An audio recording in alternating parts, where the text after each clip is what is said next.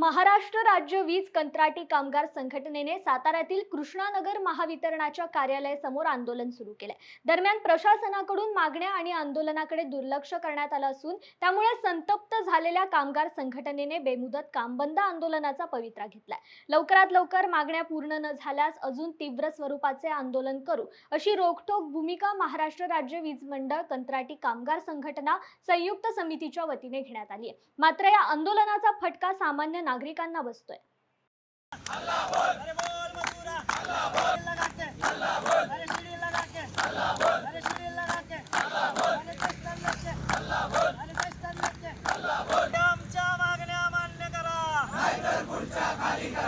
या प्रशासनाचं करायचं काय?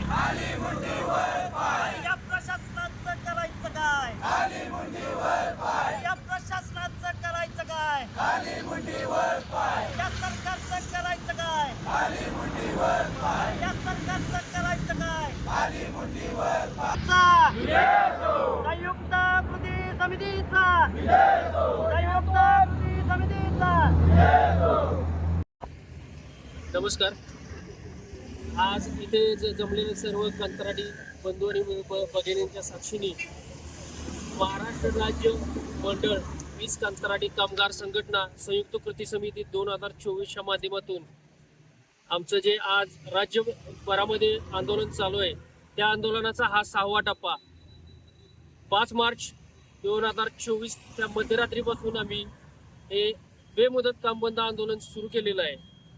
आमच्या ज्या प्रमुख मागण्या आहेत त्या मागण्या किंवा त्याच्याबद्दल चर्चा करण्यासाठी अजूनही शासन आणि प्रशासनाने आम्हाला पाचारण केलेलं नाही आहे। आमच्या ज्या 30 कृती समितीतील संघटना आहेत त्यांच्याबरोबर कोणतीही चर्चा झालेली नाही, त्यासाठी हे आंदोलन चालू आहे।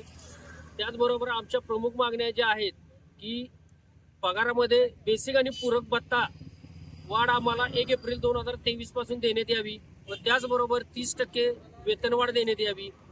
सुप्रीम कोर्टाचा समान काम समान वेतन जो कायदा आहे तो महाराष्ट्र शासनाने त्वरित लागू करावा। त्याचबरोबर रानडे समितीचा जो अहवाल आहे NMR पद्धतीचा त्या अहवालाच्या शिफारशी ज्या आहेत ते शासनाने त्याचं कायद्यात रूपांतर करून तो कायदा कंत्राटी कर्मचाऱ्यांबाबत लागू करावा। तसेच आत्ताच्या परिपत्रकामध्ये जे नवीन परिपत्रक काढलं की जर एखाद्या कंत्राटी कर्मचाऱ्याचा अपघाती मृत्यू झाला तर त्या कंत्राटी कर्मचाऱ्याला 4 लाखापर्यंत विमा संरक्षण दिलेलं आहे।